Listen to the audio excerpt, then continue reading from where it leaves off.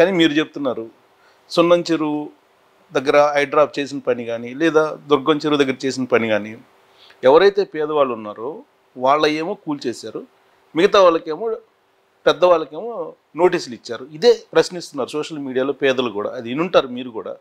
మరి పేదలకు ప్రత్యామ్నాయం చూపించకుండా కూల్చేయటం అనేది మరి అది దారుణం కదా? అది రాంగ్ అండి. ఇప్పుడు పేదలై కూల్చేసిండ్రు అంటే ఆ పేదోళ్ళతోటి ఏ పెద్దోడైతే షెడ్లు వేయించిండో, ఏ పెద్దోడ ఆక్రమణలు ఉందో, ఏ పేదోడిని అక్కడ పేరుకు పేదోడు, వెనకాల ఉండేదంతా పెద్దోడు, ఆ పెద్దోడు పేదోడిని ముందు పెట్టి నడిపిస్తున్న వ్యవహారం అదంతా. నిజంగా కూడా పేదోనికి అక్కడ అన్యాయం జరిగినట్టయితే గత ప్రభుత్వంలాగా తిక్క ఉండదు. ఇక్కడ కరెక్ట్గా పక్కగా నడుస్తుంది వ్యవహారం. ఇంటెలిజెన్స్ కరెక్ట్గా పోతుంది. ముఖ్యమంత్రి గారికి డైలీ మార్నింగ్ ఇంటెలిజెన్స్ బ్రీఫ్ అంతా కూడా ముఖ్యమంత్రి గారు తీసుకుంటున్నారు. ఇక్కడ షాడోలు గిడోలు ఏం లేరు. కాబట్టి డెఫినెట్గా ఎవరు వెనుకున్నారు, ఎవరు ముందున్నారు, ఎవరికి అన్యాయం జరుగుతుంది అనేది వారికి మొత్తం ముఖ్యమంత్రి గారికి తెలుసు.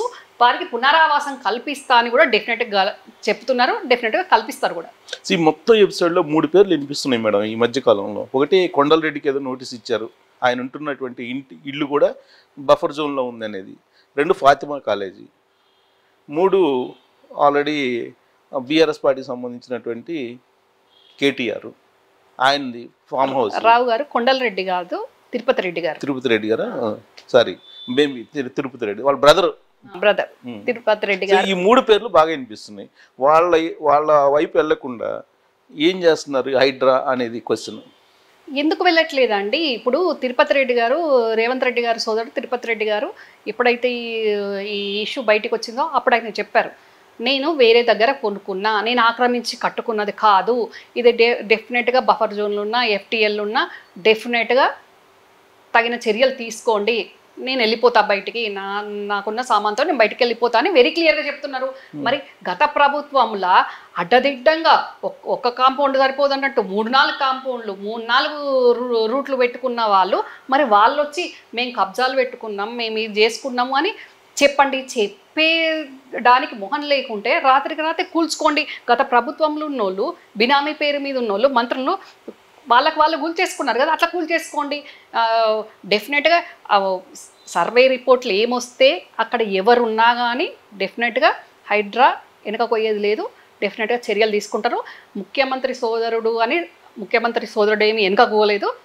అవును, నాకు తెలియక కొనుక్కున్నా, డెఫినెట్గా ఉంటే చర్యలు తీసుకోండి అని అంత బాహాటంగా అంత మంచిగా చెప్తున్నారు. వారిని అప్రిషియేషన్ చేయాలి మనం. తిరుపతి రెడ్డి గారిని అందరూ ఆదర్శంగా తీసుకోవాలి. గత ప్రభుత్వంలో అడవులుగా అడ్డమైన కట్టడాలు కట్టుకున్న వాళ్ళు ఉన్నారు కదా మాజీ మంత్రులు, వాళ్ళందరూ మరి ఆదర్శంగా తీసుకొని బయటికి రండి.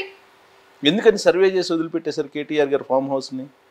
ఎక్కడ వదిలిపెట్టినంటే సర్వే రిపోర్ట్ వస్తూ ఉంది కదా. ఇప్పుడు కరెక్ట్గా రిపోర్ట్ సర్వే చేసి 2 వీక్స్ అవుతుంది అనుకుంటా. అవునండి, 2 వీక్స్ అవుతుంది. నేను కూడా తొందరలో ఒక 2 months కింద అక్కడ గత ప్రభుత్వంల పార్టీ ప్రభుత్వానికి సంబంధించిన ఏదైతే పేపర్ సంస్థ పెడతాము అని చెప్పి పెట్టకుండానే ల్యాండ్ కొనుక్కున్నట్టు చేసి ఒక బిల్డర్కి ఇచ్చి ఎంతో చేసిండ్రు. అదే పెద్ద అది ఏమన్నానండి, అది అలాంటి దాన్నే అది క్రైమ్ అనండి లేకుంటే ఇంకేమన్నానండి, అలాంటి దాన్నే నేను 2 months నుంచి బయటికి తీయడానికి నేను ఎక్కడెక్కడ రిపోర్ట్ చేయాలనో అక్కడక్కడ చేసిన దానికి సంబంధించిన ఒక్క చిన్న ఇన్ఫర్మేషన్ కోసమే 2 months నుంచి మొత్తం వర్క్ అంతా 2 daysలో అయిపోతే ఒక చిన్న పాయింట్ మీద 2 months నుంచి ఆగిపోతుంది. అట్లా ఇదంతా ఎగ్జాంపుల్ ఎందుకు చెప్పానంటే ఇప్పుడు మీరు కేటీఆర్ది చెప్పారు కాబట్టి 2 weeks అయింది అని అన్నారు కాబట్టి 2 weeksలో కూడా ఎక్కడన్నా ఒక చిన్న ఇన్ఫర్మేషన్ లేకపోయినా ఆగిపోద్ది కదా రిపోర్ట్ అంతా రావాలంటే. పర్ఫెక్ట్గా రిపోర్ట్ లేకుండా చేయలేదు కదండి. అది సో ఏదో చిన్న హింట్ ఇచ్చారు, ఏదో పేపర్ ఆఫీస్ పెడతారని ఎక్కడ తీసుకున్నారని. ఎవరు ఆ పేపర్ ఏంటి, ఎవరు పెట్టబోతున్నారు, ఎవరిది అది పెట్టబోతున్నారు కాదండి, ఆల్రెడీ చెప్పాను కూడా మీకు. చిన్న హింట్ కాదు, అది పెద్ద హింటే. గత ప్రభుత్వంలో ఏ పార్టీ అయితే అధికారంలోకి వచ్చిందో వాళ్ళు పేపర్ ఆఫీసు పెడుతున్నట్టు, దానికి ఒకటి నిర్మాణం చేస్తున్నట్టు, అక్కడ ల్యాండ్ కొన్నట్టు, అమ్మినోళ్ళు అమ్మినట్టు, తీసుకున్నోళ్ళు తీసుకున్నట్టు. ఇప్పుడు అక్కడ వెళ్ళి చూస్తే ల్యాండు లేదు, అక్కడ పేపర్ ఆఫీసు దిక్కు లేదు, ఏది లేదు. కానీ దాని పేరు మీద అడ్డగోలు కమర్షియల్ యాక్టివిటీ. ఆ అనుమతులు సాధ్యంగా నిర్మాణాలు జరిగినాయి. ఓకే. అనుమతులు సాధ్యంగా నిర్మాణాలు జరిగినాయి. దాని మీద ఏంటి మరి? అది నగర నడిబొడ్డున అది. దాన్ని నేను ఒక 2 months నుంచి దాని మీద అదే పనిలో ఉన్న ఒక చిన్న సమాచారంతో ఆగిపోయింది. అది బయటికి రాగానే డెఫినెట్గా అది బయట పెడతా. దాని మీద కూడా మా ముఖ్యమంత్రి గారు తప్పకుండా దృష్టి సారిస్తారు. మరి అంటే గత ప్రభుత్వంలో లేనిది ఉన్నట్టు, ఉన్నది లేనట్టు, అనుమతులకు సాధ్యం కాని నిర్మాణాలకు అనుమతులు ఏ రకంగా ఇచ్చిండ్రు, ఆఫీసర్లు ఏం చేసిండ్రు, మంత్రులు ఏం చేసిండ్రు అంటే ఒక బిల్డరుకు అంటే అధికారులు ఏంటి మంత్రులకు లొంగిపోయినరా, లేకుంటే మంత్రులు బిల్డర్లకు లొంగిపోయినరా, అర్థం కాని పరిస్థితి. సో దాని సంగతి తెలుస్తానంటారు త్వరలో. డెఫినెట్గా రామ్యారావు ఎక్కడ కూడా ఇంకా పోయేది ఉండదు. ఆల్రెడీ సీఎం గారి దృష్టిలోకి వెళ్ళిందా, వెళ్ళాలా? సీఎం గారి దృష్టికి వెళ్ళి ఉంటుంది. సో ఇప్పుడు కోకాపేట భూముల సంగతి ఏం చేశారు మరి? పార్టీ ఆఫీస్కి తీసుకున్నారు కదా అప్పుడు. అది సీఎం గారు చూస్తున్నారు కదండి. అలాంటి యాక్షన్స్ కూడా ఉంటాయా రాబోయే రోజుల్లో? అన్నిటి మీద ఉంటాయండి. ఇక్కడ మా అనే భేదం లేకుండా, తరతమ భేదం లేకుండా ఎవరి మీదైనా కానీ డెఫినెట్గా ఎక్కడ ఎవరు అవినీతి చేసిండ్రు అనేది ఆన్ రికార్డ్ దృష్టికి వస్తే డెఫినెట్గా ముఖ్యమంత్రి గారు మా ప్రభుత్వం చర్యలు తీసుకుంటారు. అసలు మీ ప్రభుత్వం ఎంచుకున్నటువంటి ఒక లక్ష్యం ఏదైతే ఉందో అది చాలా పెద్ద లక్ష్యం కదా. ఇప్పుడు అది కనుక చేస్తే 90% సఫరర్స్ ఉన్నారు, వీళ్ళందరూ తిరగబడితే ప్రభుత్వమే ఉండదు అని అంటారు. ఎక్కడ పోదండి ప్రభుత్వం, ఎక్కడ పోదు. ప్రభుత్వం పక్కగా మాదే ఉంటుంది. రేవంత్ రెడ్డి గారే ముఖ్యమంత్రి ఉంటారు, అందులో అనుమానమే లేదు.